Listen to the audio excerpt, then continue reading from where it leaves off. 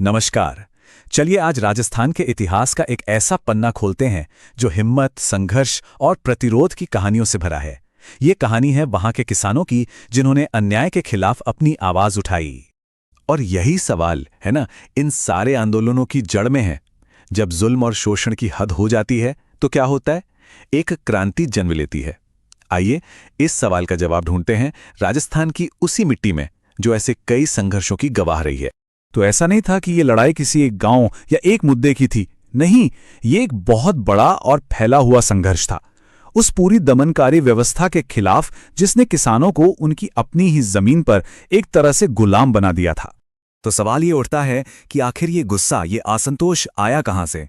चलिए उन वजहों की तह तक चलते हैं जिन्होंने इस बड़ी बगावत की आग को हवा दी। देखिए, शोषण की ये जो पूरी इमारत थी ना, वो 4 पिलर्स पर खड़ी थी। सबसे पहले तो जागीरदारी प्रथा, मतलब सारी जमीन और ताकत कुछ ही लोगों के हाथों में। फिर भारी भरकम लगान जो किसानों की कमर ही तोड़ देता था। ऊपर से तरह तरह के बेतुके और अन्यायपूर्ण कर। और चौथा, जो शायद सबसे ज्यादा चुभने वाला था, बैठ बेगार। इस बात को समझना बहुत जरूरी है। बेट बेगार का सीधा सीधा मतलब था मुफ्त की गुलामी। किसानों से जबरदस्ती काम तो करवाया जाता था, पर बदले में उन्हें एक पैसा तक नहीं मिलता था। ये सिर्फ पैसों का शोषण नहीं था, ये उनके आत्मसम्मान पर हमला था। और बस इन्हीं छोटी छोटी चिंगारियों ने मिलकर एक ऐसी आग भड़का दी जिसकी गूंज पूरे देश में सुनाई दी।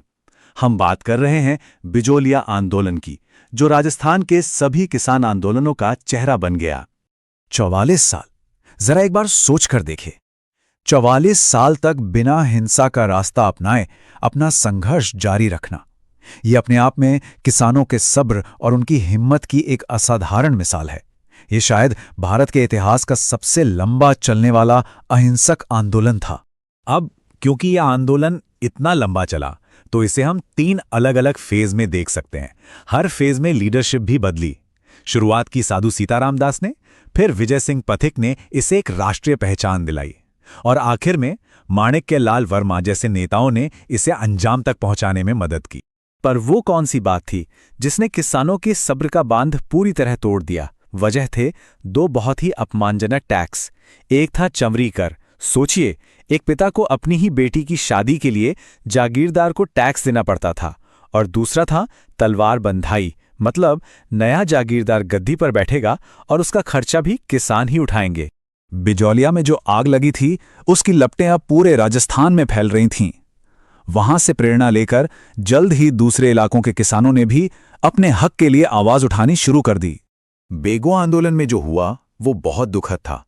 किसानों की एक शांतिपूर्ण सभा पर गोलियां चला दी गईं, जहां रूपाजी और कृपाजी धाकड़ नाम के 2 किसान नेता शहीद हो गए। उनका ये बलिदान इस आंदोलन की एक बड़ी पहचान बन गया। और ये बलिदान का सिलसिला यही नहीं रुका। ठीक ऐसा ही कुछ हुआ बूंदी के डाबी नाम की जगह पर हो रही एक सभा में, जहां नानक जी भील को अपनी जान गंवानी पड़ी। ये नाम हमें याद दिलाते हैं कि इस आज़ादी की लड़ाई की कीमत कितनी बड़ी थी। अलवर के नीमूचाणा गांव में जो हुआ वो इतना क्रूर था कि उसकी खबर महात्मा गांधी तक पहुंची। उन्होंने इस घटना को जलियांवाला बाग से भी ज्यादा भयानक बताया और इसे दोहरी डायरशाही का नाम दिया। उनके इस एक बयान ने इस हत्याकांड की भयावहिता को पूरे देश के सामने लाकर रख दिया। लेकिन इन सारे संघर्षों की कहानी सिर्फ मर्दों की कहानी नहीं है। चलिए अब इस कहानी के एक बहुत ही जरूरी लेकिन अक्सर नजरअंदाज किए जाने वाले पहलू पर ध्यान देते हैं, महिलाओं की भूमिका। ये नंबर देखे जरा, 10,000 महिलाएं। उस जमाने में जब महिलाओं का घर से निकलना भी मुश्किल था, तब 10,000 महिलाओं का जागीरदारों के जुल्म के खिलाफ एक साथ खड़ा हो जाना, ये कोई मामूली बात नहीं थी, ये एक क्रांति थी। और इस जबरदस्त भीड़ को लीड कौन कर रहा था? एक बहुत ही शक्तिशाली आवाज, किशोरी देवी। उन्होंने इन सभी महिलाओं को इकट्ठा किया, उन्हें संगठित किया और अपने हक के लिए लड़ने की हिम्मत दी। ये इस बात का सबूत है कि लड़ाई सबकी थी। तो हमने इतने सारे आंदोलनों की बात की, उनके पीछे की वजहें जानी। अब जरा उन चेहरों को भी जान लेते हैं जिन्होंने इन आंदोलनों को लीड किया और वो क्या विरासत छोड़ के गए। बिजोलिया में विजय सिंह पथिक थे, तो बेगू में कमान राम नारायण चौधरी ने संभाली। बूनी में नैनूराम शर्मा ने आवाज उठाई, तो अलवर में माधो सिंह और गोविंद सिंह जैसे नेता आगे आए। मतलब हर आंदोलन के पीछे एक ऐसी लीडरशिप थी जो लोगों को रास्ता दिखा रही थी। पर इन सब में एक नाम ऐसा है जो सबसे ऊपर आता है, विजय सिंह पथिक। उन्हें यूं ही राजस्थान में किसान आंदोलनों का जनक नहीं कहा जाता। उन्होंने सिर्फ बिजोलिया को ही एक नई दिशा नहीं दी, बल्कि वो पूरे राजस्थान के किसानों के लिए एक प्रेरणा बन गए। तो सवाल यह है कि ये आंदोलन इतने असरदार कैसे हुए? आखिर इनकी कामयाबी के पीछे क्या वजह थी? देखिए, 3 मुख्य बातें थी। एक, प्रताप जैसे अखबारों ने इन किसानों की आवाज को दिल्ली तक पहुंचा दिया। दूसरा, खासकर बिजोलिया और बेगू में धाकड़ जाति के किसानों की जबरदस्त एकता। और तीसरा, ऊपर माल पंचबोर्ड जैसे संगठनों का बनना, जिसने आंदोलन को एक डिसिप्लिन और एक दिशा दी।